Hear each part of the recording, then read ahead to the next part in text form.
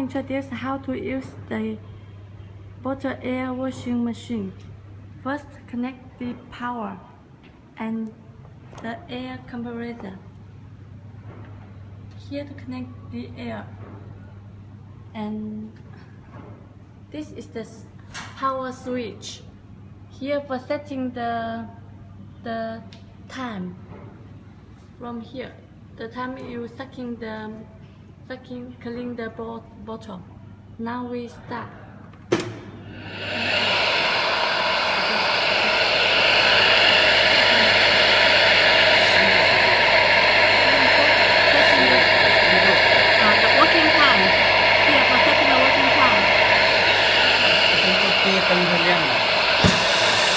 When you working, this light will on.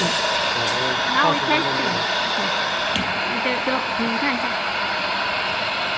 You can see there have some pieces of the paper in the bottle. Now we testing clean the bottle.